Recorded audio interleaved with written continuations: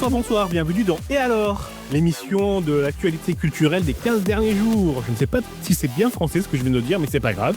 Vous êtes sur Radioverse, radioverse.fr, et vous pouvez nous écouter aussi en replay sur la nuit du dimanche.fr. Je ne suis pas seul, je suis entouré de Léonie. Bonjour Léonie. Bonsoir. Et de Anaïd. Bonsoir Anaïd. Bonsoir à tous. Et avec moi Florent, l'inénarrable Florent. Comment vas-tu Florent? Non, ça va super bien, merci, et toi? Bah ça va très bien, quel super début. De quoi va-t-on parler? Dans une deuxième partie, nous parlerons d'actualité, de conseils cinématographiques et de séries. Et on va démarrer tout de suite avec le film du moment, réalisé par Ryan Coogler. On écoute la bande-annonce. On est parti longtemps. Maintenant, on est de retour. Vous êtes jumeaux, les gars? Non, on est cousins. Les légendes racontent que certains ont le don de jouer une musique qui vient des tripes. Et qu'un tel talent peut convoquer les esprits du passé.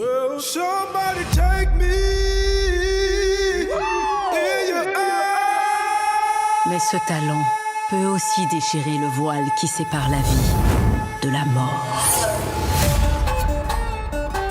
Écoutez, c'est pas une soirée guindée. Vous voulez picoler? Vous voulez transpirer jusqu'en puer? Si tu pactises avec le diable, un jour tu le retrouveras devant chez toi. On a un problème là. Qu'est-ce qui se passe, bordel? On a entendu parler d'une petite fête. Ce monde vous a déjà laissé pour mort. Avec moi, vous pourriez échapper à votre sort. On n'a pas besoin d'être sauvé. Oh que si. Et vous êtes? Je suis votre porte de sortie. Sinners, un film de Ryan Coogler, donc, qui nous avait fait Black Panther 1 et 2, un film qui raconte l'histoire de deux frères qui décident de revenir dans leur Mississippi natal pour ouvrir une boîte de blues. Et ça se passe en 1932, donc en pleine Amérique ségrégationniste. Florent, tu as vu le film, qu'as-tu pensé du film? Comme beaucoup, je l'ai beaucoup apprécié. C'est un film qui te laisse pas indifférent. Quand tu sors de la salle, t'as beaucoup d'émotions et t'as une sorte de boulot au ventre et beaucoup d'empathie pour les personnages. Et c'est l'histoire de plusieurs genres qui se mélangent. On passe de plusieurs styles et c'est ça que j'ai trouvé fabuleux. C'est cette maîtrise de Ryan Coogler à jongler entre les genres. On passe de drame historique à film de vampires. Désolé pour le spoil. Et en cela, j'ai trouvé que c'était vraiment intéressant comme approche, surtout pour le thème qui est très fort, où ça parle de racisme, de péché, de religion. Et ça mélange plein de choses différentes et ça le fait sans se perdre. Et j'ai trouvé ça assez grandiose en termes de maîtrise. Donc moi, je recommande. Ce qui me concerne, j'ai beaucoup aimé le film. Ouais, et je suis d'accord. Il faut aussi signifier que la bande-annonce, elle est géniale. Parce que la bande-annonce, elle ne dit rien du film. Non, moi je suis parti au cinéma sans voir la bande-annonce. Et je trouve que c'est encore mieux, justement, de pas savoir à quoi t'auras affaire.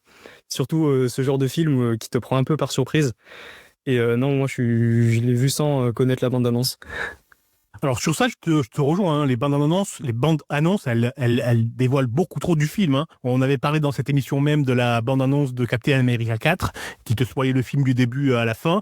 Mais c'est pareil pour, hélas, beaucoup trop de films. Et là, la bande annonce, elle ne te dit pas ce que tu vas voir. Et c'est super. Et je suis de ton avis aussi. Le plus que je peux, j'évite de regarder les bandes annonces. Mais comme je vais beaucoup au cinéma et beaucoup en avance au cinéma, hélas, je vois pas mal de bande-annonce. Léonie, est-ce que tu veux réagir sur ce qu'on vient de dire? Est-ce que tu as des questions ou est-ce qu'on enchaîne sur nos avis? Juste par rapport aux bandes annonces, je vous rejoins de fou parce que vraiment, les bandes annonces, maintenant, je trouve qu'elles en disent beaucoup trop. Ou à l'inverse, je sais qu'elles vont être un peu mensongères. Par exemple, apparemment en France, on n'aime pas trop les comédies musicales et en bande annonce, on va cacher le fait que tel ou tel film est une comédie musicale. Et je trouve que c'est trop dommage de soit mentir sur le propos du film, ou de trop en dévoiler. Au final, quand tu vois un film, tu te dis, bon, bah, je connaissais déjà tout ce que j'allais voir parce que la bande-annonce d'avant m'a tout montré. Donc ça, il faudrait retravailler cette façon de faire parce que c'est un peu dommage quand on va souvent au cinéma et que du coup, on est obligé de les voir avant. Il faudrait vraiment que ceux qui s'occupent de ça puissent peut-être changer de direction. Ouais, je suis d'accord avec toi. On peut souligner aussi que Quentin Dupieux fait des super bandes annonces qui ne sont pas présentes avec des qui ne sont pas présents dans le film. Donc ça c'est bien, ça donne un petit aperçu du film sans forcément retrouver les scènes dans le film. Et il y a même un festival de la bande-annonce, mais ils vont chercher les bandes-annonces sur des centaines de films, ils vont chercher 10 bandes-annonces un peu originales, quoi. Florent, je t'ai coupé, tu voulais dire un truc? Non, c'est juste que c'est mon micro qui a coupé, donc c'est pas toi. Ok, Anaïd, est-ce que tu veux réagir sur ça ou est-ce qu'on continue? Bon, j'ai une question pour vous tous. Est-ce que vous savez en tête, par exemple, bande-annonce que vous avez aimé? Alors moi, j'aime beaucoup les bandes-annonces de Quentin Dupieux, justement. Du coup, rétroactivement, j'aime la bande-annonce de Sinners parce que ça ne spoile pas ce qui va se passer dans le film. On pense que c'est juste un film un peu dénonçant le racisme. Et puis ça c'est ça, mais c'est tellement plus ce film. Et voilà. Par contre, je n'aime pas les bandes-annonces des films français, des films Marvel, parce que tu vois ça, tu vois le film. Bon, on a digressé, hein. On revient à Sinners, du coup. Alors, tu l'as dit, il y a un super scénario. Tu dis que tu l'as trouvé long. Moi, je l'ai pas du tout trouvé long. Je n'ai pas vu le temps passer. Surtout qu'il y a des séquences de fou dans le film, notamment la séquence de la discothèque, enfin de la discothèque de la chanson. Donc ça dure du passage de folie un peu là au milieu du film où t'as la transition entre ce qui se passe réellement et plus le côté fictif, le côté un peu fun du film. C'est ça? Ouais, exactement. La caméra virevolte dans le club de jazz, dans le club de blues, pardon. Je plus sois, c'est une excellente scène. Ouais, la scène, elle est folle. Ça mêle la musique de l'époque avec la techno, des personnages anachroniques qui apparaissent dans la scène parce que la musique est censée faire un pont entre le passé et le futur. C'est une scène époustouflante, quoi. C'est une scène qui met vraiment en avant le côté héritage du film. Et en cela, je trouve que c'est la chose la plus réussie dans le film. C'est vraiment cet aspect d'héritage. Mais alors du coup, qu'est-ce que tu n'as pas aimé dans la deuxième partie? Moi, j'ai trouvé qu'il y avait quelques longueurs et notamment des scènes où t'as un vampire qui se pointe devant la porte et où t'as les personnages qui disent est-ce que c'est un vrai vampire ou c'en est pas un. Alors moi, j'ai pas trouvé ça long. Au contraire, ça pose de la problématique. Surtout que là, le vampire, les trois premiers vampires, c'est des vampires blancs qui viennent leur dire que voilà, ils pensent être libres en ouvrant leur club de blues, mais au final, ils vont se faire massacrer. Et si c'est pas par eux, ils se feront massacrer par le Ku Klux Klan qui arrive le lendemain matin. C'est assez fort, quoi. Ça veut dire que t'es libre que si tu restes à ta place. Et c'est aussi le thème du film, hein, à mon avis, la recherche de la liberté que tu n'as pas. Et je vais pas spoiler la fin, mais et donc je vais me taire. Florent, qu'est-ce que tu en penses? Ouais, non, mais c'est dur de pas spoiler en vrai parce que il y a beaucoup de choses clés à dire. Ce que j'ai beaucoup aimé, c'est cette façon créative d'emmener des vampires dans cette histoire-là, puisque en fait, il y a ce côté un peu infection, tu sais, dans les vampires, un peu comme des zombies. Et ici, ça marche un peu comme une maladie, en fait, et je trouve ça vraiment grandiose de ce point de vue-là. Et tu as raison, on peut pas trop en parler sans trop spoiler le film. Donc, ce qu'on va dire pour conclure, c'est allez voir le film. Franchement, il vaut le coup. C'est vraiment du grand cinéma. Ouais, une claque, tu as raison. Vraiment du grand cinéma. Et par contre, on peut ouvrir un autre chapitre sur ce film. C'est sur la production et l'accueil du film à Hollywood. Et je crois que Léonie, tu as trouvé des infos sur ça. Ouais, exactement. Du coup, Léonie, tu as trouvé des infos, toi, sur la production et sur l'accueil du film à Hollywood via 2 articles dont on mettra les liens sur le descriptif de l'épisode. C'est des articles en anglais, hein. Je précise, pour les anglophones ou les anglophobes, tiens, je sais pas. Qu'est-ce que tu as retenu de ces articles, toi, Léonie? Alors, j'ai retenu que les producteurs hollywoodiens étaient un petit peu inquiets par rapport à le nouvel élan qu'a amené le réalisateur Ryan Coogler. En fait, il a réussi à obtenir plus de parts dans la production. Par exemple, il me semble qu'il a eu le premier dollar brut de revenus du film.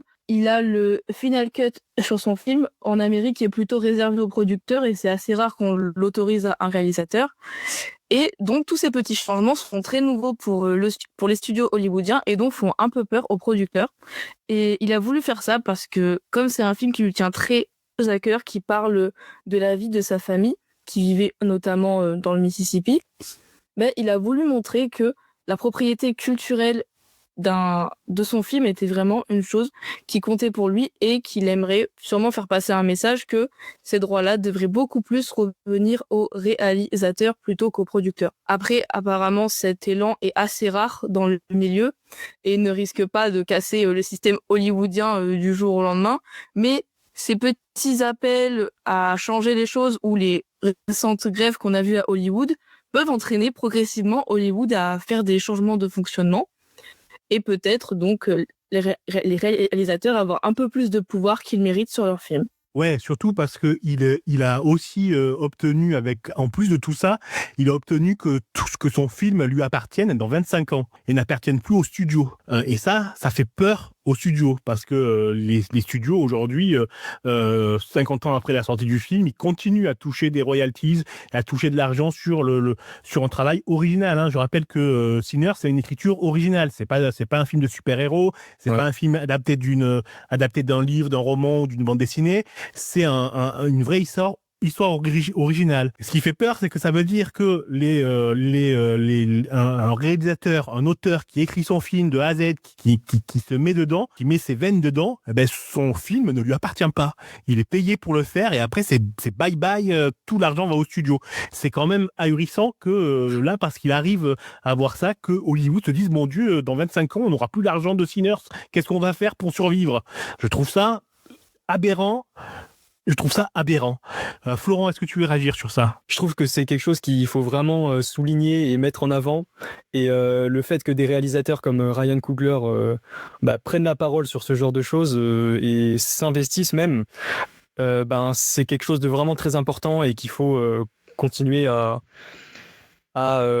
souligner, parce que c'est vraiment c'est terrible quoi. Donc les studios s'entêtent à garder la propriété intellectuelle d'une œuvre, surtout comme des œuvres originales, comme tu le disais, c'est une œuvre originale. Je trouve ça vraiment terrible et il faut en parler.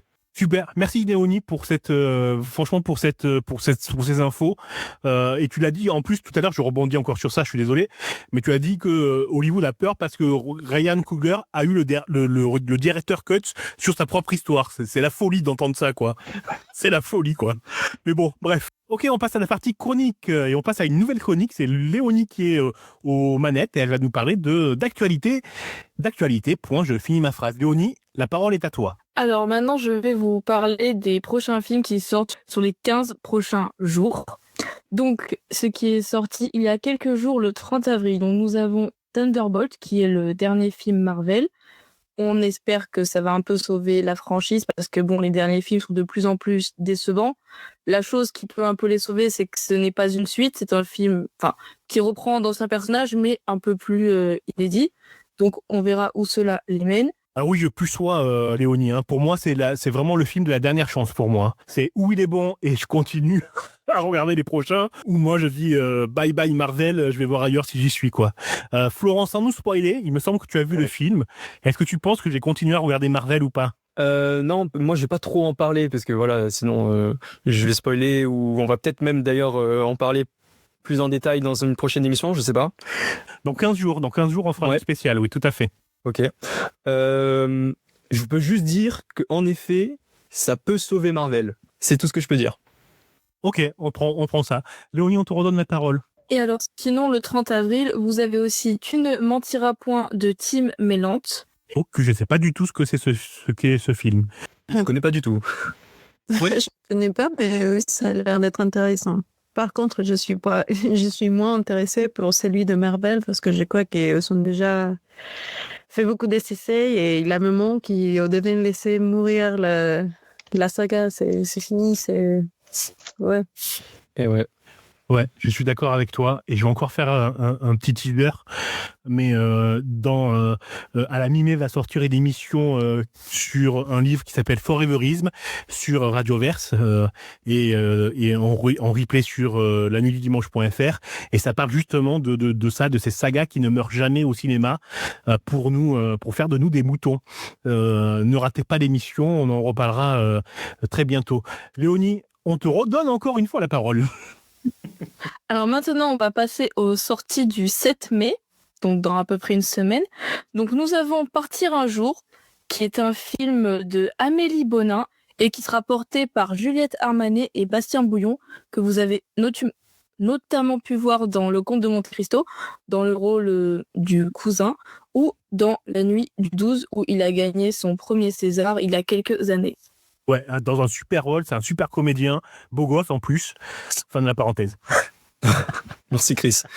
Je vous en prie, c'est extrêmement important de le dire. Et on dit ça des femmes, on peut bien dire des mecs. Hein. Ah bah heureusement. Finalement. Léonie, Et tu sais quoi? Tu as encore la parole. Et sinon, toujours sur le 7 mai, nous avons Ange et compagnie de Vladimir Rayonov, dont j'ai déjà pu éborder le sujet il y a 15 jours. Donc toujours avec en acteur principal Élodie Fontan, Romain Lancry et Julien Pestel. Ouais, et j'ai vu la bande-annonce au cinéma et ça a l'air drôle. Hein. Moi, j'irai le voir, oui, celui-là. Léonie, merci beaucoup pour cette première chronique. La prochaine, c'est dans 15 jours. Et on enchaîne avec la chronique d'Anaïde. Anaïde, de quoi vas-tu nous parler? Non, je vais vous parler d'une série mexicaine qui s'appelle El Secreto del Río. La secret de Rivière. C'est une série de Alberto Barrera, qui normalement c'est un directeur vénézuélien, mais en fait il a fait un très très bon travail en train de raconter une histoire très très mexicaine. Pour vous mettre en contexte, ça se passe à Oaxaca. Oaxaca, c'est une région du Mexique qui conserve de cultures préhispaniques. Par exemple, eux sont reconnaissants de troisième sexe, que c'est normalement les hommes qui s'habillent comme des femmes et vivent comme des femmes. Et en fait, dans cette culture, quand tu as une mouchée, ça s'appelle comme ça, un mouchée, dans la famille, c'est le bonheur parce que tu sais, en fait, autant que parent, tu sais qu'il y a quelqu'un qui va faire attention à toi pendant la vieillesse. Pour retourner aux séries, tu vois l'histoire de Manuel, qui arrive de la grande ville en village à Oaxaca pour vivre avec sa grand-mère parce que sa maman est malade. Et son voisin, Eric, qui c'est un enfant local qui devient ami. Et pour commencer dans le premier épisode, ça c'est pas un spoiler, ils sont invités dans son mariage, et comme dans tous les villages, tout le village est invité. Il se passe un souci avec un adulte qui essaye d'harceler Manuel. Et en train de se défendre, Manuel et Eric en train de l'aider aussi, l'adulte, il est mort. Alors, ça, c'est le secret qui va suivre suivre pendant toute la série. Et bon, c'est une série qui parle un peu de machisme, un peu de troisième sexe, un peu des enfants. En fait, tu vois la vie à eux quand on était des enfants et tu les vois grandir avec les changements de mentalité dans les générations. Et comment est-ce qu'à la fin, je vais pas faire de spoilers, comment est-ce que ça se résoudre? Mais c'est une série, je sais que ça a l'air de parler de sujets très, très lourds, mais c'est par contre une série très scénique. Je sais pas si ça c'est un nom en français. Scénique. Scénique. En fait, il a beaucoup de scénarios. Tous les images, tu vois, c'est la beauté de Oaxaca, c'est les montagnes, c'est la plage, c'est aussi Oaxaca, c'est une région très coloré. Alors, tu vois tous les couleurs, tu vois des vêtements différents, des traditions différentes.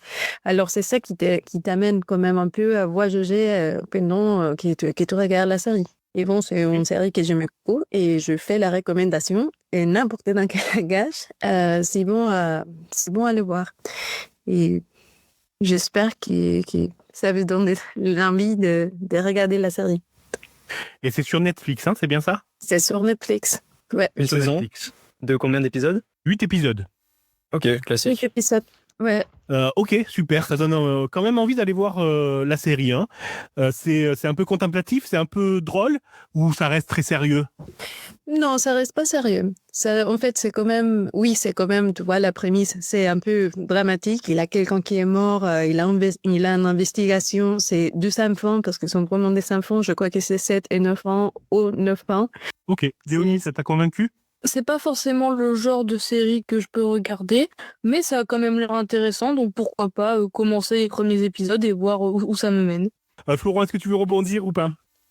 Non, moi en vrai ça m'intéresse quand même pas mal ce genre de série, même si de base je suis pas du tout série, ça m'a l'air intéressant quand même. Ouais, surtout que ça te parle d'une culture que moi je ne connais pas. Hein. Ouais, pareil. Donc c'est toujours intéressant d'apprendre et c'est aussi à ça que sert la culture. Super. Anaïd, merci beaucoup pour cette première recommandation. on aura une autre dans 15 jours. Bien sûr. Ok, super. Eh ben, écoutez, on enchaîne avec la dernière chronique de cette émission et c'est le tour de Florent. Florent, on t'écoute. Allez, à moi de clôturer l'émission. Alors, dans cette deuxième rubrique de Résonance, cette fois-ci, on part direction Hong Kong. La dernière fois, on était au Japon avec Drive My Car. Et cette fois-ci, je vais vous parler d'un monument vraiment du cinéma hongkongais. Vous savez, il y a des films qui ne racontent pas une histoire, mais plutôt un état d'âme et une ambiance. Et c'est ce que fait Wong Kar-wai avec Chungking Express. Donc réalisé en 1994, Chungking Express, c'est vraiment un monument qui a marqué son époque. Il est découpé en 2 histoires, si on peut résumer le film. C'est 2 policiers très solitaires et complètement perdus, qui sont en chagrin d'amour et qui, à travers des rencontres, tiennent du hasard et du destin, vont évoluer petit à petit. C'est un film qui ne suit pas vraiment une logique classique, qui est assez, qui te désoriente un petit peu en tant que spectateur. Et c'est vraiment, il avance un peu comme une chanson qu'on rembobine, qu'on relance, ou même qu'on fredonne, encore sans comprendre pourquoi. Et c'est cet aspect très poétique que j'adore dans ce film. Moi, je vous le conseille vraiment parce que déjà, il a une imagerie et une technique qui, moi, personnellement, je trouve que c'est une des plus belles que je n'ai jamais vues. Vraiment, je pèse mes mots. C'est une ambiance qui prime. Wong Kar-wai, il capte vraiment l'ambiance des lumières, des reflets et même de la température, et ça, c'est très fort. Et voilà, donc c'est un film à regarder plutôt à 3h du matin. Sous une nuit pluvieuse, mais je vous le conseille. In the Mood of Love, c'est le... In the Mood for Love. Exactement. Ouais.